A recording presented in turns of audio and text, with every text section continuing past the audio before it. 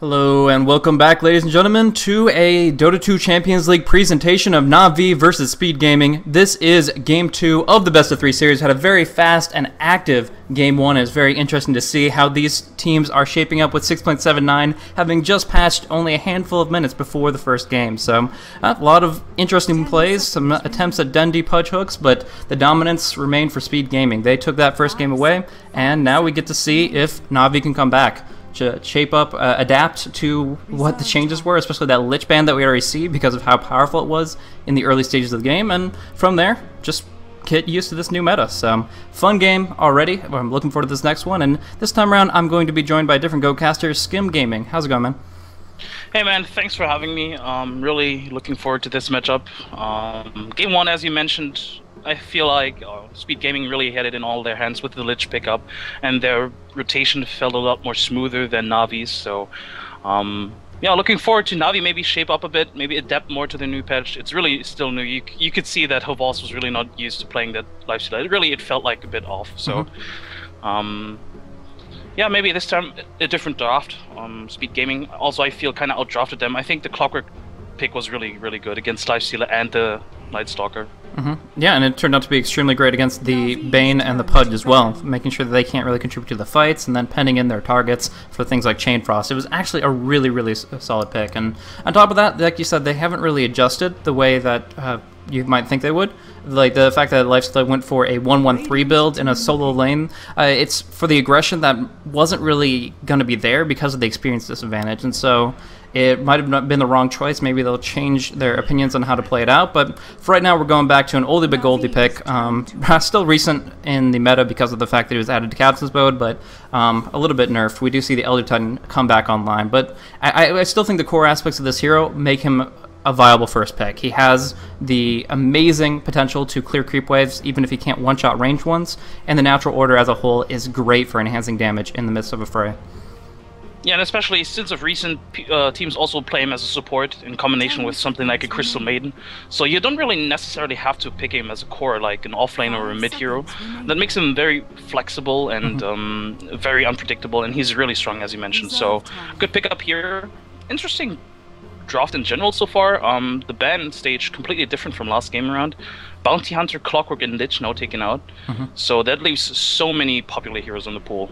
Yeah, absolutely. But all of them are very understandable. I mean, of course, the Puppy Chen is very well known, the Phonic Bounty Hunter, and the fact that Bounty Hunter has a lot more potential to screw around with the supports on when he goes on the offlane by just standing nearby in the jungle outside of Sentry Ward range. He can really cause a lot of grief by soaking up some experience, and if Speed Gaming isn't 100% confident in their placement of the heroes down on the safe lane, then that's something they have to take off the board. But one thing that I found interesting, last game, Na'Vi banned out the Batrider as a first ban.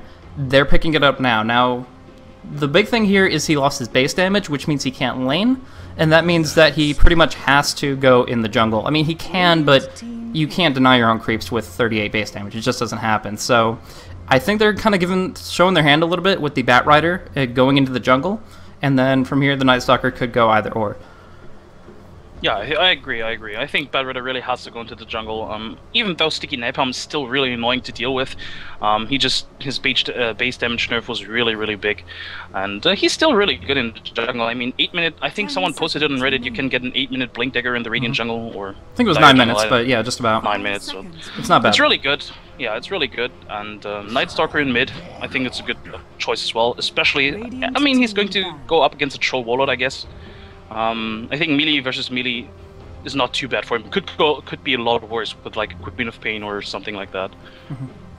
Yeah, the Troll Warlord received a few modifications. Primarily, his Whirling Axes don't do as much damage, but as a whole, he still is a very strong hero. He has a lot of potential to enhance his team's damage in the same way that Elder Titan does. Well, very different way, but in the same mindset. With the Battle Trance on heroes that have no base armor because of the back to order aura, that's just really gonna make it so that it's very hard to survive against them, and that means Na'Vi has to draft Disables. They have already got the lasso, but they need even more than that. We saw the Bane last time around, maybe we'll see that again, but bottom line is if they can't survive, then Speed Gaming is going to run away with another game.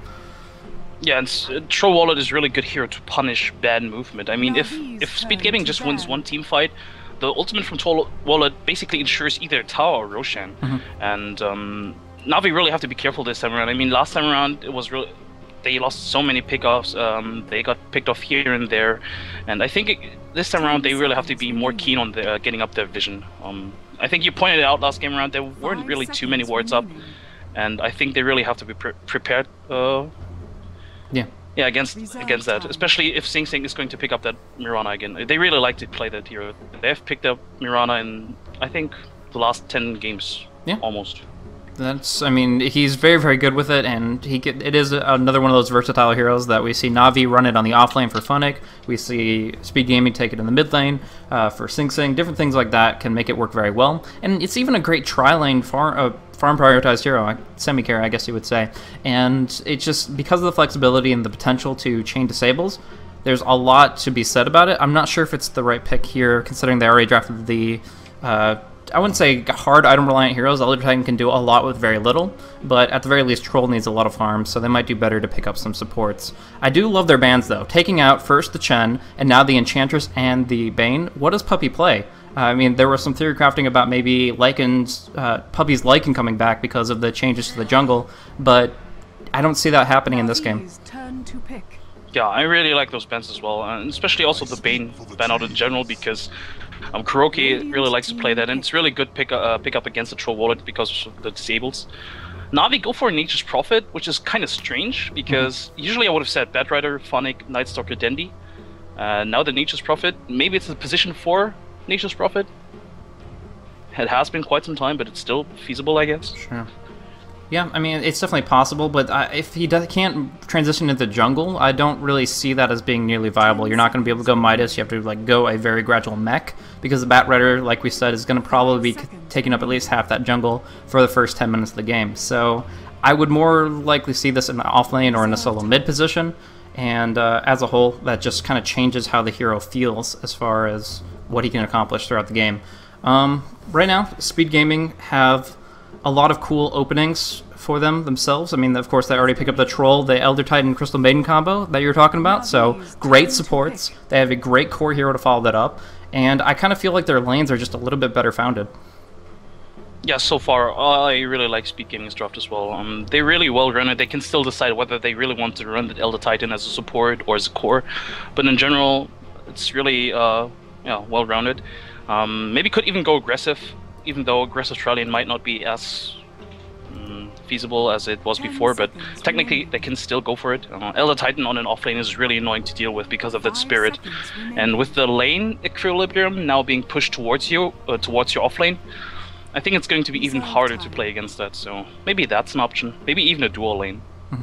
Yeah. There are definitely a lot of different ways to run this. We already saw some unorthodox laning last time around, and I wouldn't be surprised to see it here. We do see Keeper Light for a little bit of push-counter-push from Coddle himself for Na'Vi, but that still leaves plenty of heroes in the pool for Speed Gaming. I'd actually like to see something new. Like, I was kind of theory-crafting a little bit about the potential of a core disruptor. Already used to be run on the mid lane in the rarest of occasions and do pretty well because of the damage of his Thundering Strikes, but now that he has the reward, the return of getting like an Aghanim Scepter that can do so much against heroes that would normally just BKB out of his abilities, I actually think that it could be a really cool pick and counter out things like Recall, things like Batrider Blink, things like the Nature's Prophet Global Teleport. So maybe not something they're considering, as it is still very premature in the stage of 6.79, but I think it would be a cool pick. Yeah, I think it could actually work, very well. The Glimpse is really good against Batrider, Nightstalker, and Nature's Prophet, as you pointed out. And you can really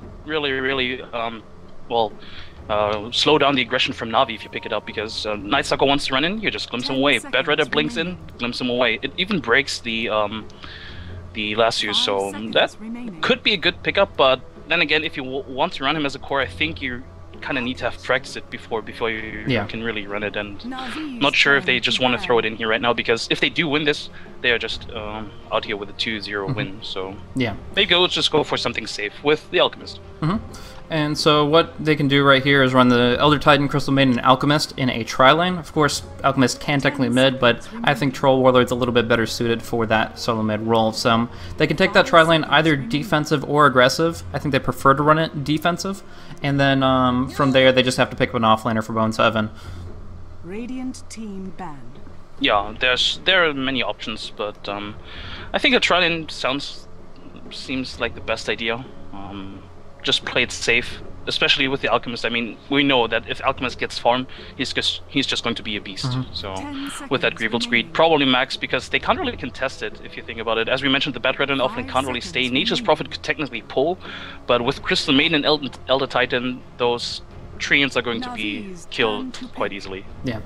Now, one thing that was very significantly changed about Alchemist with this patch is the ultimate. The Chemical Rage no longer grants increased HP statically.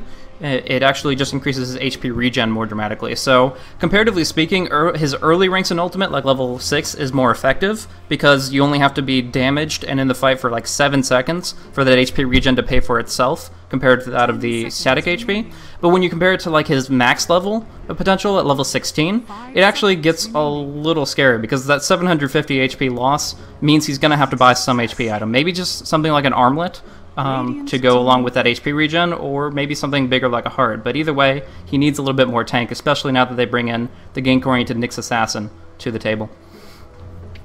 Yeah, he really needs to tank up because, as you mentioned, he's going to be a lot squishier than he used to be. To be fair, aside from the Nyx Assassin, they don't really have that much burst damage. I mean, of course, you have to channel that Keeper of the Light Illuminate up, but in general, I wouldn't say this is the worst lineup against a Alchemist. And Speed Gaming, go for an Enigma. So Bone 7 on this Elder Titan, offlane, maybe? It's definitely possible, or they could... No, yeah, that's probably exactly what they're going to be looking at here. I mean, we did see Fnatic yesterday doing a little bit of roaming with the Enigma, and it was the Naga Siren for No Tail, but in this case, Crystal Maiden, and that did work out for them pretty well, but that was already based on the fact that most of the heroes were invested down in towards the bottom lane, and the Enigma's on the Radiant. So I kind of feel like this is going to be more static than that. It's going to be the Enigma in the jungle, most likely, and then, like you said, Bone 7 could be running on the offlane. And looks like Hovos will be playing that Night Stalker as a carry on the safe lane, and Dendy on the Bed Runner in the mid lane. I think he's going to have a tough time against Sing Sing. Sing Sing can always throw out those axes to secure last hits, and even give Dendy a mischance, so I think that's going to be an interesting matchup in the mid lane. So thank you guys once again for tuning in to the Dota 2 Champions League. One thing I want to remind you about real quick is that if you guys want to talk about the match, although Dailymotion doesn't have the dedicated chat servers, you can go over to Dota2Lounge.com, check out the Dota 2 Lounge match page, and there is a chat available there where you can discuss the match. So just as a nice little reminder, if you miss your Kappa spam, that's where you can find something similar anyways. But going through the rosters to start off this matchup, looking over at Speed Gaming, we're going to see Pylai on the Crystal Maiden, looking over at Eternal Envy on the Alchemist. That will leave Iowa 2000 on the Enigma, Sing Sing on the Troll Warlord, and currently on the offlane, Bone 7 on that Elder Titan. And on the Dire side, it is Dendy picking up the Bad Rider, Hovos, as mentioned, on the safe lane, Night Stalker, Kuroki once more, and the Nyx Assassin.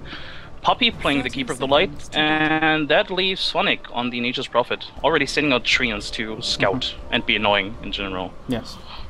So, as far as this mid matchup goes, I'm kind of looking at Dendy to maybe get a few last hits with Napalm, but have a very rough time of denying his own creeps. Only 3 stats with the branches. He's going to be looking at 41 to 45 damage, and of course you can't get Napalm on your own units, so that is going to be very difficult to actually limit the Trolls farm, even if he gets some of his own.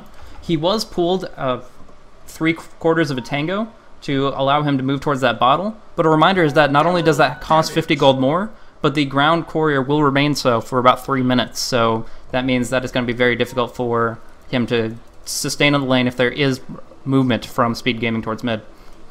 Yeah, interesting that nobody has tried to punish that. I mean, we've seen last year in G League, BlazeCasting actually went for a lot of courier snipes in the early game, but now with the courier, well, kind of nerfed that you can't really upgrade it. I think that would be a lot better right now, but oh well. Still certainly a possibility for the Prophet with the global teleport if the Troll Warlord does go for the bottle, but they have to have really good vision in order to make that work for them. True. And it looks like Navi's running an aggressive trial after all. They have rotated out and sending both supports and Nightstalker to the bottom lane. And Kuroki is already warding the enemy jungle, so looks like Aoi will rotate into the enemy jungle. Yeah, actually that's probably going to be his best bet. It means that the Nyx Assassin isn't going to be leeching his experience as he clears the jungle out easily, and of course he will have access to the various camps, which I think 3 are blocked off right now with this magic bush ward. So yeah, in this position it's the best movement, but I think Na'Vi are already aware of his change in positioning, and they might adjust based on that. Actually, Havos taking a Frostbite. The concoction is skilled, but they're not ready to go on him just yet. I mean, he has 5 base armor and a stout shield, so he's going to be in an okay position there. Again, in general, I don't really think that Havos should go down here. I mean, he's going to take a lot of harassment, especially with his concoction. Oh, it's actually playing on Puppey. Yeah, he's going to take harassment, but they shouldn't really be able to kill him. I mean, it's 2 versus 3 after all, and Na'Vi have a lot more burst damage, I think. Dendi taking a couple last hits from the tower, maybe just trying to bait Sing Sing a little bit further away. He doesn't have that magic stick, and now he's stacking up the napalm a little bit further, but Dendi is in a pretty low HP position, has to watch himself using that bottle as aggressively as possible, but we are going to have a little bit of pause coming out from Havost. Not sure if there's some problems. I know he was having some network problems before, and some significant latency that forced stand-ins previously, but right now it's kind of a crucial point in the game, 2 minutes in, with a lot of aggression across the board. Yeah, and Dendi, he's looking to get good harassment going. He doesn't have Flame Break, so there's no... I don't really think he can kill Sing Sing right now. I'm surprised that Sing Sing didn't go for the Magic Stick, as you mentioned. It's kind of the basic item to get against Bad Rider. Maybe he didn't expect this this matchup. Maybe he expected a Night Stalker in the mid. I don't know. Yeah, a lot of possibilities. Personally, I don't prefer to tri-lane Night Stalkers because of how reliant on experience momentum he is. And along with that, we talked about how the Bat Rider has his weaknesses in the jungle. So he probably felt that worst case scenario, if the Bat Rider is in the mid lane, he wouldn't have to have a Magic Stick to survive that early on. He still will get one, of course, relatively soon, but it's not going to be like the most immediate thing, as he's pretty confident on the lane right now. Yeah, the Magic Stick is already in the career. It just delivered something to Bone 7, that's why it's not in the mid lane already. I think actually the Night Stalker on the tri lane, or at least on a dual lane, kind of works okay, especially with the Keeper of the Light. You can just spam the Void and just get the mana back from Puppey. Kind of like the Phantom Lancer in the tri lane, but yeah. It's nice, I guess. Could be a lot worse, but in general I agree. He really needs the levels, and he doesn't really get those on the tri lane. So do you think it's worth it right now? Alchemist is currently only sitting at 5 CS, 1 point in Grievel's Greed, but they haven't really harassed him down too much. Do you think that it's worth trialing the Night Stalker just to put the pressure on Eternal Envy? Currently it's not really paying off, especially since the 2 supports from Navi are not really getting anything. Whereas Aoi, of course, is in the enemy jungle and just farming away, and Enigma is one of the fastest junglers, if not the fastest, so it's not really worth it. I think it depends on the rotation from Navi, meaning Kuroki maybe going into the mid lane, getting a few ganks here. Otherwise, this trial lane is not really paying off, I think. Okay, so in this position here, I would have to say that it's going to be on Na'Vi to kind of strike the first blow. They have very high potential heroes in the right circumstances, but they have to be in the right position for it.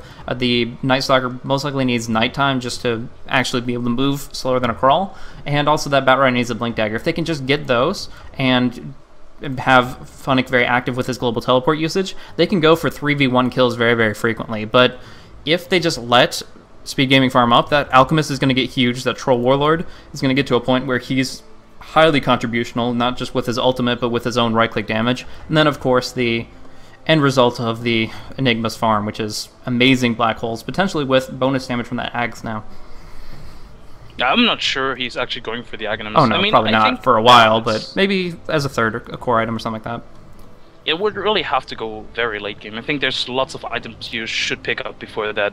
Maybe even go for the mech in this game. I'm not sure if maybe Elder Titan's going for it, but in general, mech, Blink, BKB should be before any other item, I think. Yeah. Now, one thing I want to kind of talk about is the contrast between the Crystal Maiden pick and the Keeper Light pick and what they provide. Right now, Pilot Eye has his point in Arcane Aura at level 2. That is providing mana regeneration sufficiently for Alchemist to stun a few times here and there, and for Troll to use his pretty cheap spam, the Whirling Axes. Along with that, Enigma has his clarities, might be going for a Soul Ring, so he'll be fine on mana, and then it comes down to ET and how much he wants to use that Spirit. So in my opinion, getting all that mana regen across the board, getting just that little bonus for every hero, is doing a lot more than just infusing over and over with Chakra Magic. Right now, Keeper Light's only level 2, so Chakra Magic is rank 1, and all it's really supplied is a couple of Voids and 1 mana burn. I understand the mentality behind it, draining your opponent's drive, but right now they've only eliminated the threat of the Crystal Maiden, which isn't that much of one at all. Yeah, but you also have to think about the aspect of the counter push or the anti-push. With a Troll Warlord in your lineup, you kind of want to go for pushes or 5-man pushes because, of course, the ultimate is just very strong. And I think Keeper of the Light is a good hero to at least delay it a bit or at least punish them and hurt them a bit. In general, I agree, though. The Crystal Maiden is a very popular hero at the moment because of that aura, I think, and because of the Frostbite. So, yeah, I agree with you. Yeah, I mean, you make a great point with the Keeper Light counter push. The Eidolons, farming those up a little bit will be a pretty big deal.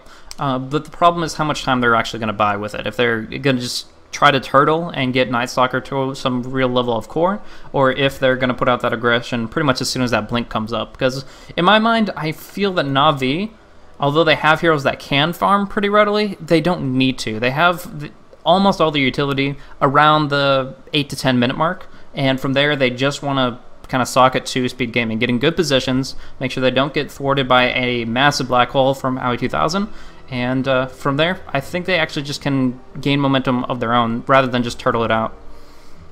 Yeah, I agree, and especially with very mobile heroes, I think they can.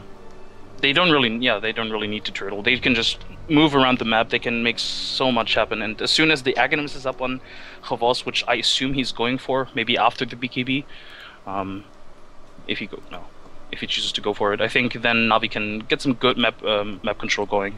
Mm-hmm. I'm also trying to think about the investment that the Dire has put into warding right now. Na'Vi has placed 1 Observer Ward on an easy camp that lasts 7 minutes in total, and along with that we have the 4-minute sentry on the Magic Bush that will negate potential for pulls, but as we mentioned at the beginning, Aoi immediately circumvented that by just forming a 1.5 lane, so to speak, up on the top, and that puts a little bit more pressure on Funnick, and it means that they're going to still find all the levels that they were looking for. So in that position, do you feel it's worth the gold that they put into it, and more importantly, in my opinion, the cooldowns? I think it's not really worth it. I think they should have seen it coming that Aoi was eventually going to rotate into the enemy jungle, and I think blocking the pole camp is not really that viable anymore. I mean, with the nerf now that you can share the XP, that you share the XP, I think you could even contest it, especially when you have a Keeper of the Light in your team, and maybe get a bit more gold going. So, not sure that it was really worth it, but Na'Vi will have thought it through.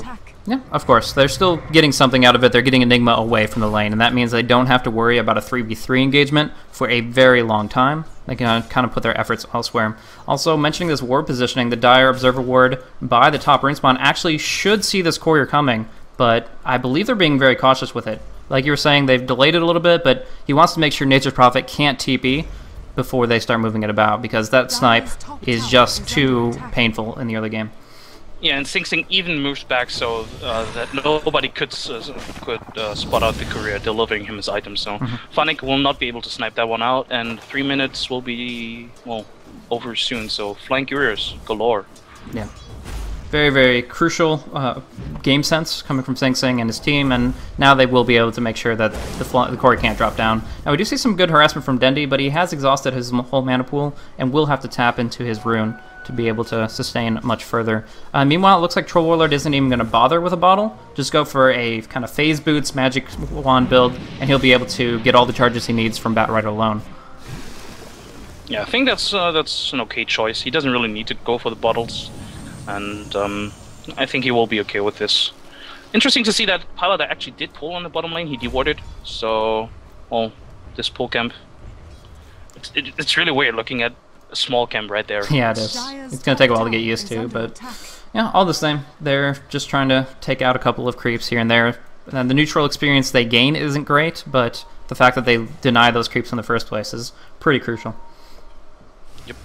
And once more, Dendi harassing Sing Sing a lot, but he's not going to get the kill. Doesn't have enough mana for Flame Break. But the nice thing about this, yeah, he does, when he pushes out, he uses Firefly, he clears out the creep wave, and he harasses back Sing Sing, guaranteeing the rune. And now he can pop it, try to make something happen up on top. Not necessarily guaranteeing it, because obviously Aoi has already retreated out of the jungle, but just forcing them back, and even forcing out a TP from Bone 7. Yeah, this is really great awareness from Speed Gaming. I guess Sing Sing just notified them that Dendi is missing, and he checked the top rune. Since they didn't have any ward, they just both retreated, and this is a really smart choice. On the bottom lane, though, Kuroki getting frostbitten. Does he have another stun? Yeah, he hasn't paled, but there's no follow-up right now. Yeah, he actually didn't even use the first one, but the boots advantage is only going to give him so much against CM. Forcing her off the tower, going to maybe try to, yeah, just clear out the creep wave with Illuminate, and now they will be able to put very large amounts of damage in the tower and actually try to dive underneath it to try to find Eternal Envy. So we've seen this before. The Acid Spray into the tower might not be the best move if they can't pin him down. Funnick teleports in. They get the Void. They do have the body blocks and the Vision, and that should be a kill onto Eternal Envy, but he's not going to go down without a fight. Pops that stun onto Funnick, who's taking a lot of damage, but there is the Illuminate to clean it up, and now they change their target over to Aoi 2000. Caught inside the Sprout. Havos and Kurokai cannot right-click, but I think they got enough in just from Funnick's auto attacks there. So that is 2 for 0, and more damage on the tower, as I was mentioning. Yeah, that was a really good rotation from Funnick. Getting him being there was really important because those trees tanked a lot of the tower, and of course the Sprout was really good as well. I'm not sure why Aoi TP'd, because when he TP'd he didn't have a lot of mana. He was still level 4, so no Black Hole was there, and Crystal Maiden or Paladai wasn't even in range for that as well. So I'm not sure why he TP'd, because he just gave away just another kill. Yeah. I mean, they were very aggressive, and multiple stuns from the Malefice could have a lot of potential down there, but yeah, Navi obviously coordinating their dives. They never just dive for no reason. They go in, and they have a great intention, and they know that they can accomplish just that. So it worked out very, very nicely, and now they have some great early momentum that, like I said, I think they need in order to make sure they can control this game. He was very close to getting stunned by that concussion, but instead it will be... Oh, Wrath of Nature on the self-stun. They had the vision and now are diving deep. This Void will connect onto Paladai right here to clean him up. No problem at all. It looks like that is going to be the escape of Eternal Envy, though. Dendi is coming in, though. Oh, might get the lasso off here onto Bone 7 if they need it. No, don't even. Havos barely survives, but not for much longer with the concoction flying out and netting the first kill of the game for Speed Gaming, but he slowed down with the Napalm stacks, and that Firefly will successfully get the kill. Aoi 2000 right-clicked a bit, but I don't think they're going to have enough tools to finish this off, and indeed TPs are coming from the Troll Warlord trying to clean up on Kurokai, but I think they can retreat with the kills remaining 5-1. Yeah, that was a really good engagement from Navi. They did lose Havos, but they got so many kills in return. They forced rotation from everyone from Speed Gaming, and this puts Dendi a bit closer to his Blink Dagger. Yep, that's going to be really, really good for their initiation. They pretty much only need that Blink Dagger, and they can act like that all day long. They can dive under towers, they can feel confident in their follow-up burst, and they can just pretty much run all over Speed Gaming before they can get all their ducks in a row, so to speak. Looking on the Radiant side, in terms of items, there's not much picked up. There's Phase Boots up on Eternal Envy and the Soul Ring up on Aoi 2000, but aside from that, they didn't really farm that well. I expected a bit more coming out from them, but guess the momentum is into Navi's favor, and actually Sing Sing did go back for the bottle build. Interesting. So he does have that available, but it's not going to help him much here. We're looking for that lasso, but the range nerf is actually costing him the ultimate, so he doesn't connect with that, and it might be better that he didn't, because a full 2v3 engagement there would have actually been very unfavorable. They had the darkness, they had the smoke. You can't dodge what you can't see, but Speed Gaming were still very ready for it with two heroes right behind Sing Sing. Yeah, that was really well, smart move by Speed Gaming. I guess they expected it to be happening. Also, they have wards up on the bottom river. I think they might have seen someone smoke. Yeah. I'm not sure though. So at the very least, they saw the darkness, knew what it meant, and their spidey senses tingled. So They will keep everybody safe and sound for the moment, but I think the biggest thing they need is a pickup of a mechanism. Not sure if the CM's unreliable gold buff will be enough for her to pick it up, or if it's just going to be for that Enigma ASAP, but they really do need that to survive throughout these team fights. Yeah, I think it has to be the Enigma. He should be able to farm it up in the next like 5 to 7 minutes. He's going back for Tranquil Boots. He can disassemble them later. No, he cannot. Actually, they did change that. Oh no, they changed that. Yeah. Huh. Well, then it's going to delay the mech quite a bit. But it does give him much needed movement speed. I mean, you don't just get the blink for the black hole, you also benefit a lot from a good range on Malefice. So if you can get that movement speed, walk around with 85 plus movement speed, you're going to be able to get the Malefice off on any target you choose. And that can help out a ton against a lot of these different targets. True, very true. And I like this move coming out by Na'Vi. I was about to criticize the lack of vision, but they just dropped 2 observers into the camps just to block them, and this is going to prevent Enigma from farming even more. Yeah, so that's going to be pretty brutal for him. And on top of that, the one camp that did spawn between the wards, friggin' mud golems spawning in where the easy camp used to be. It's a nightmare for any jungler that's not based on auto attacks. So yeah, they'll clear that out eventually, but for right now, they feel pretty useless as far as moving Enigma in the direction he needs to for his ultimate. And Na'Vi, Dandy does pick up his Blink Dagger now, so I think come next nighttime, aggression is going to be a lot bigger from Na'Vi. Maybe even now with the smoke, maybe, but no smoke picked up. Not just yet. I mean, they still are lacking a little bit as far as damage goes. They don't have the Vendetta. Actually, Nyx Assassin went for the Tranquil Boots. Pretty interesting pickup. I'll have to consider that in the future, but it does leave him a little bit dry on mana if the Coddle isn't right behind him with the Chakra. But speaking of the Coddle, only 2 points in the Illuminate. Not bad for just counter push and harass, but when you're trying to go for a big team fight, you want as much damage output as possible. And now we do actually see movement of Smoke of Deceit on everybody but Bone 7, who's dueling it out with the Nyx Assassin's Illusion. Yeah, and Na'Vi spot him out, of course, with the Illusion, as you mentioned, but they might walk into Trap here because half of Speed Gaming is smoked up here. And they spot out the They do have Black Hole. This is pretty big if they can get in the right position for it, but Na'Vi has a great spread right now. Nobody in a dangerous position, nobody very vulnerable, so they can have one person farming up top who can TP in at any second, and the rest of them just keep a good spread, keep a good position, and look for that blink initiation. Yeah, but at the same time, they're also wasting a lot of time here from Speed Gaming, of course. Speed Gaming just rotated with 4 heroes without accomplishing anything. I mean, they do secure the farm on Eternal Envy, who's sitting in the mid lane, but that's also a Troll Warlord that's not getting any farm.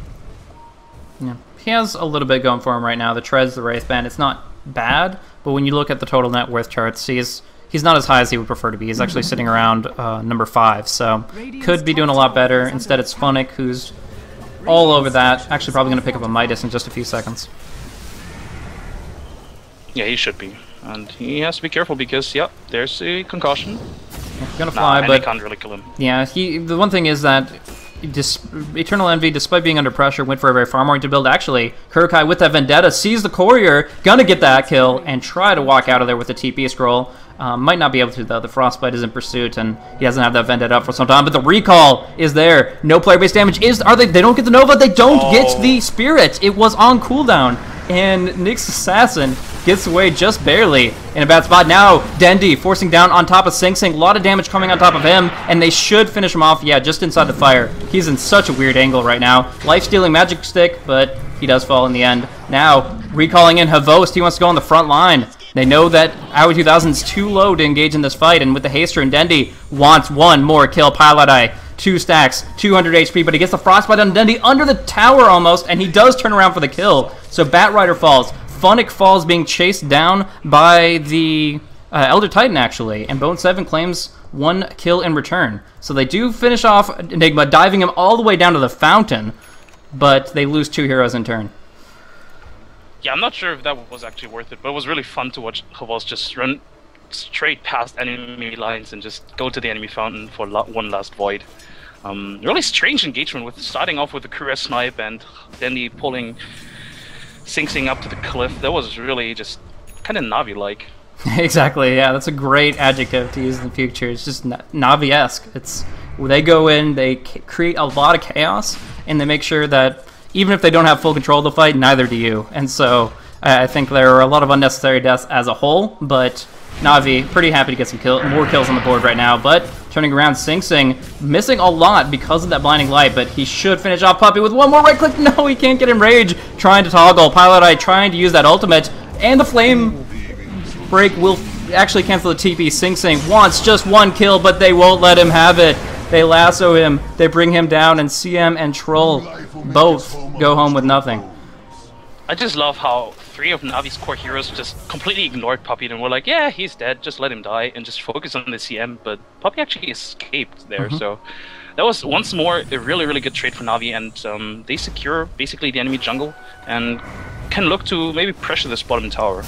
Those new Tranquil Boots still give you significant, like 60-some movement speed when they're broken. They're not like the old 25s, so he actually is able to get out just barely with that base MS, and of course the Tranquils giving him a little bit extra. Actually, movement on top, this could be big. Perfect timing of the auto attack with the Shadow Blade, and Eternal Envy picks up a beautiful solo kill on a little bit greedily farming Funnick. I can't fault him though. I don't imagine most Prophets would avoid that creep wave at that HP level, but it's just Eternal Envy's movement.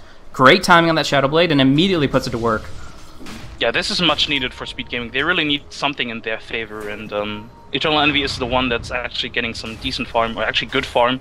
Looking at net worth, he's up there with all those Na'Vi heroes, so with that Shadow Blade and probably going next into maybe something like an AC, I think he's going to contribute to team fights a lot. Smoke breaking. There is going to be Dendi blinking away, but Kurokai doesn't get the memo. He pops his Carapace to survive a little bit longer, but he's in over his head, and he should drop right here. 3 more right clicks flying in, and that's going to be his death. Dendi looking for a lasso, just coming off cooldown, and he will choose Sing Sing, but the Black Hole gets Havost caught inside it, not the Bat Rider. Wrath of Nature goes across to get a kill, but Havost, last right click, and he will earn! He earns and survives, but Pilot Eye getting right click down. Double kill for Funnick, and Dendi's not done! Oh, that Shadow Blade changes this situation, so wow.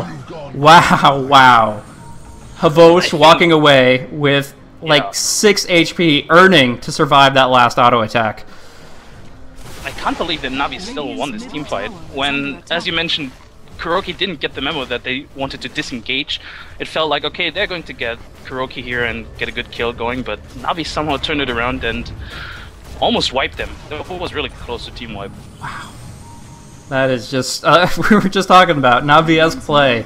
The chaos ensues, and they just flourish in that environment. Now Nick's popping the Vendetta, looking for another opportunity, but he doesn't really have any solo kill potential, so I'm not sure if he thinks he's going to find a courier or what, but only has about 15 seconds left on that Invis. Counts out Pilot Eye. Why is he going for this? Like, it's Mana Burn, the right click is there, but oh wow! He's actually able to get it just barely, and TP is away successfully. And that's the problem currently with, I mean, it's level 7 Crystal Maiden with 4 armor from the boots, but the momentum is there for Nyx, and he had just barely enough damage, so kind of surprised me that he could get a kill like that without something like a Dagon, but he pulls it off nevertheless. And also, little cute play coming out from Na'Vi here. Kuroki TP'd and got recalled by Puppey, so he was effectively recalled to the bottom lane, but with almost full mana and all new items he wanted to pick up, so kind of cute play. So right now, obviously the Shadow Blade pickup teaches Funnick a little bit to fear the darkness, but Nyx answers back in turn. And it's just that little bit of extra damage that's enough to finish the job, and he's going to keep on doing that. Now that he has 1 solo kill, he's going to get another solo kill and just keep on ramping up the momentum, and at the very least force him to pay the support tax, force him to buy sentries all over the map to make sure these ganks don't continue. Yeah, and looks like Na'Vi will trade Roshan for tier 2. I think Speed Gaming, they're really happy with this trade. I mean, of course they're giving away an Aegis, but if you think about it, they're lacking so much in terms of gold. They really need this tier 2 tower right now. Yeah, I can see it both ways. Generally speaking, most pros are happy to trade a tower for a Roshan. They're happy to get the Roshan instead of the tower, because it is a huge advantage for the ensuing team fight. But in this position, you're absolutely right. They need gold. They need to get something big on Enigma and on their cores. So I can definitely see the benefits of it if they take the tower at all. But right now they have the counter push coming from Kurokai and mostly from Puppey, and that's keeping the tower alive while the Roche very, very slowly falls. Right now, claimed by the Dire, and the Aegis going to Havost. I think that's one of the slowest Roche kills I've ever seen. I mean, it's really, Havost during nighttime is just hitting like He's 80 years old.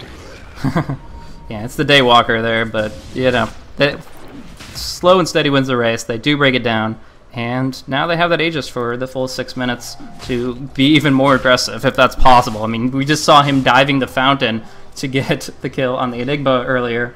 We'll see what he can do with this Aegis. Yeah, and then he now picks up a gem. Or actually it was purchased by Puppy, but he's going to be the one that's wearing it. And I really like this idea, like this pickup.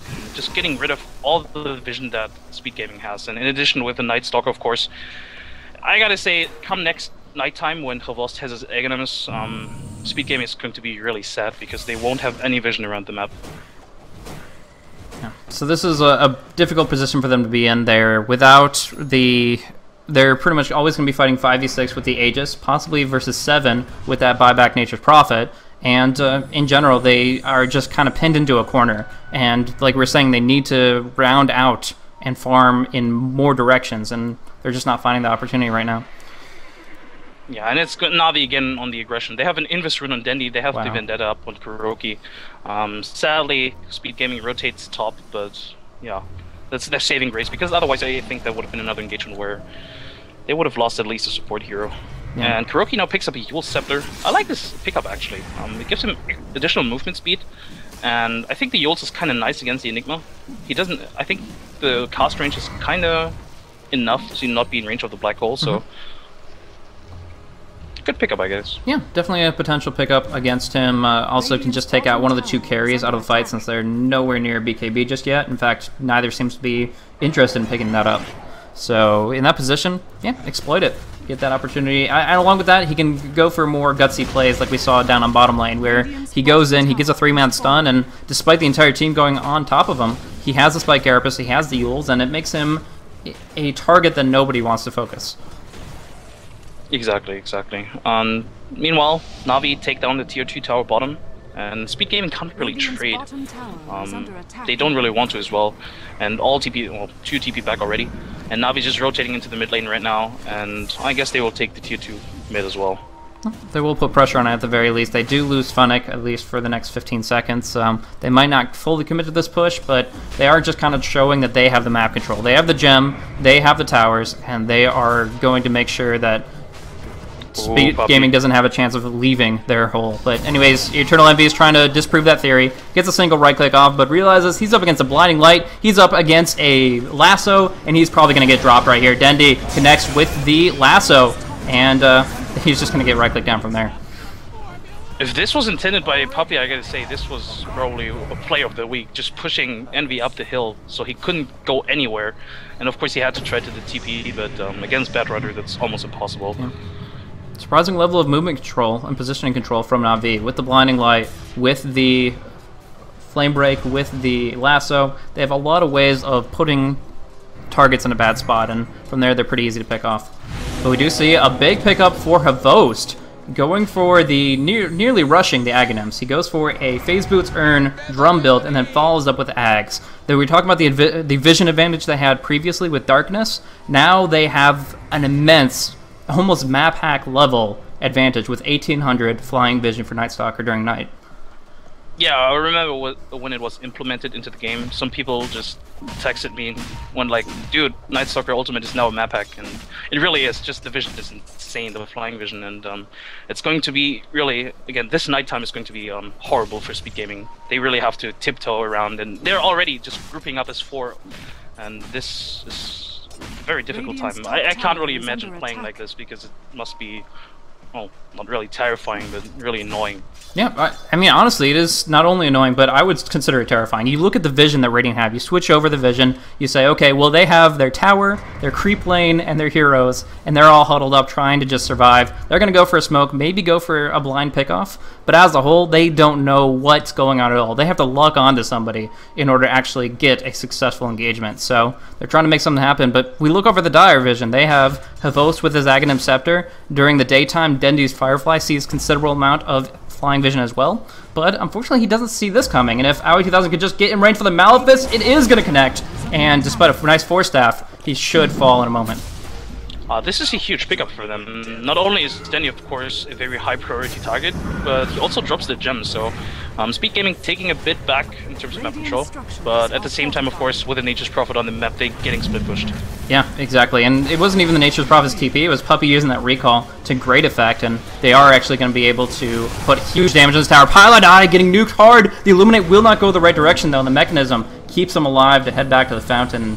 That's their cue to head out of there, especially with Avos being on such low life. But no, he wants to use that Aegis. He's playing around with Sing Sing. He's like, come at me, bro, please. I'm ready to go with full HP and mana. And now Aoi 2000 gets stunned on the high ground, throws out to that quick little void, but that Aegis, again, is going to expire in maybe less than 20 seconds now. So he's going to just fall back and get that regen rune buff. Yeah, 5 seconds from now. Yeah, I hope he knows about that. Well, he'll see it in like 1 second right now. Oh, it's really actually the regen rune buff. So it's pretty nice for them, and that brings them back to keep pushing, keep being aggressive, and meanwhile Funny gets to do his thing up on top tier 1. So it's just a continuous gold advantage for Na'Vi, and very little that Speed Gaming can do against it. They do pop the dust, maybe can do something to Funny, but they don't get in range with Pilot slows. So the best they can do, get the deny, and fall back from there. And Phonic could be very lucky if he just went a bit down the river, because there's a regen rune, but now he just gets recalled to the bottom lane, and they get to continue this annoying push again. Very annoying. There is going to be a great stomp on 4 people, but I don't think they can follow with the Black Hole. If they had a Blink Dagger, Aoi would be so on top of that, but there's that farm disadvantage. He has the mech, he has the Tranquils, and even the Stolen Gem, but no Blink, no fight. Well, even if he did have a Blink Dagger, I don't think they would have engaged there, because Eternal Enemy didn't have a TP up until now. He just bought one, so they would have fought without any damage whatsoever. They might have gotten the Troll, of course, with his Whirling Axes and nice Earth Splitter, but in general, I really think they need the Alchemist there. True. It would have been a lot more even than they would preferred, but you gotta take what you can get. Right now, they're not getting anything. The push continues. I'm actually surprised they're not poking, prodding, and sieging the range racks, because it cannot regen at all. But if they can finish off this melee racks before it starts regenerating, then they're going to be in great shape. So, putting a lot of pressure out. They're trying to force the fight here, but for the moment, just falling back. There's some Treants. Aoi 2000 has only 385 movement speed, no blink. Funnick gonna get recalled in a moment, just gonna TP back from to the fountain, but that's the cue to initiate. Dendy getting bursted down hard, Puppey slowed, Funnick brought in when he didn't want to be, but might be able to actually dodge away from Funnick. There's a Sentry Ward down, looking to get the stuns, but they actually cannot find him in the tree line, and now they're pretty spread out. Kurokai looking to get a really good stun off, they only cripple Aoi, and from there, they cannot initiate. There was a really good movement from Eternal Enemy, TPing to the tier 2 mid, or tier 3 mid, something around there, and just going for Dendy. They just focused everything on Dendy, because with Dendy down, they can't really re-engage, because Dendy is like the playmaker of Na'Vi right now. Not only because of his playstyle, but because of the hero. Absolutely. So it's just a difficult position to siege in general, because of the fact that they have so much counter push with the Elder Titan and his Ancestral Spirit, and that means they had to make something happen pretty quickly. They forced the rotation for Speed Gaming, but they took their opportunity. They found a small window of opening, and they obviously did a lot with it. Alchemist's gonna do the same thing he's been doing on Funnick up on the top lane, but not really getting anything out of it. I gotta say though, Speed Gaming bought themselves a lot of time right now, because the night, of course, the normal night only lasts 4 minutes right now, so I think it's going to be daytime soon once this ultimate ends, I think. Is it actually still the ultimate? I'm not sure. Either way, yeah, Na'Vi is going to get another Roshan, but I think, yeah, Speed Gaming bought themselves a lot of time. Yeah, Natural Night in about 10 seconds here. They will get the Roshan, however, and that is going to be another big advantage for them. But actually, we see it coming in. Eternal Envy tries to take a peek. The Sentry Ward's there, the Hex as well, and that is 1 free kill, 1 free Roshan, and another Aegis on Havost. I want to say that was very naive, and, well, I mean, you have to expect the Sentry Ward to be there when you take Roche, so... Yeah. Giving away a free kill feels like it. It's definitely painful for him, because he needs to keep farming. He only has Shadowblade, Assault Cuirass, and Phase Boots, and he has that max Screeful Creed, so that's a lot of gold that he is just kind of throwing down the drain, unfortunately. So he was ambitious with it. It just was a complete mistake, and we'll kind of leave it at that. But Now we do see at least some pressure coming out from Speed Gaming up on the top lane. They know Darkness is on cooldown. It is daytime. It is technically their best opportunity, but they have to get Eternal Envy back up first. Yeah, they really do. Na'Vi going for some sort of, well, we just want to push and end this game kind of item pickups. 2 Necro Books, 1 on Dendi, 1 on Puppy, and I assume Funnicus is going for 1.